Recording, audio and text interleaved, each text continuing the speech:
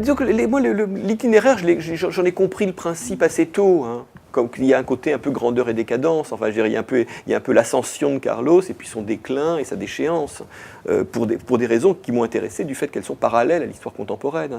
C'est pas la grandeur et décadence d'un caïd, hein. C'est grandeur et décadence d'un militant politique pris dans le flux de l'histoire qui se transforme, hein, qui est notre histoire collective. Mais je dirais que ça, c'était assez simple à cadrer. Ce qui était beaucoup, moi, ce qui m'a passionné, c'est plutôt le détail, les anecdotes, enfin, dans le sens où comment les choses se sont faites, quoi.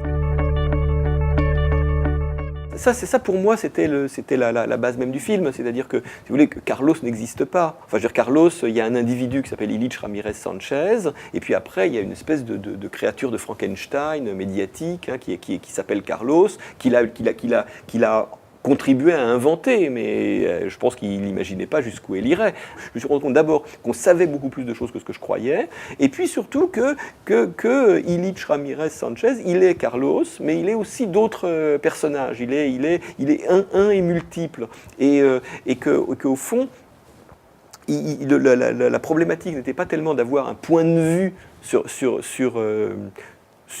Illich Ramirez Sanchez ou sur Carlos, mais plutôt de juxtaposer les différentes incarnations, les différents masques.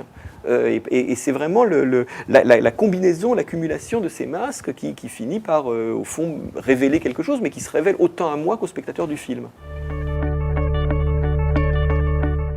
Disons que Edgar, c'est un peu un miracle, hein, qui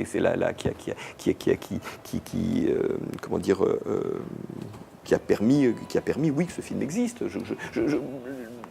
Moi, j'avais très peur, hein, de ce projet, de la complexité, du temps que ça allait me prendre, etc.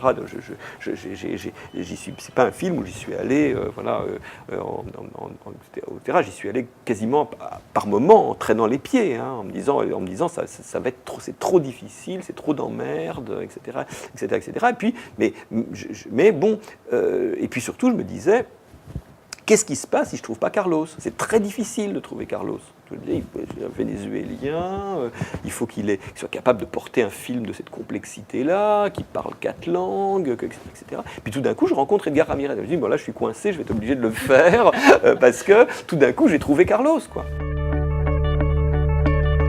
C'est un film qui a une logique particulière, mais j'ai envie de dire que je rigole avec ça, mais en réalité, moi, je souhaitais pas ça. Mais de la même façon, parce que c'est un film qui m'a bousculé moi aussi. Je veux dire, j'ai l'impression c'est un film qui a toujours eu sa logique propre et qui a tout le temps bousculé la logique propre de tout le monde.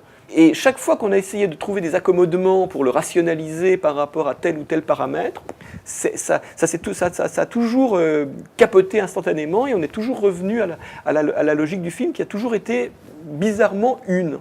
Et, de fait, singulière, pas cadrable, parce que, encore une fois, ça n'a pas de nom.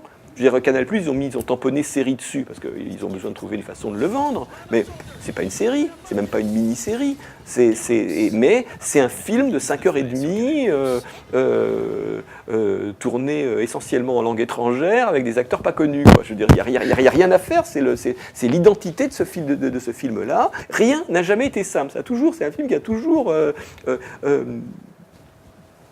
créé du chaos autour de lui, et il fallait juste vivre avec.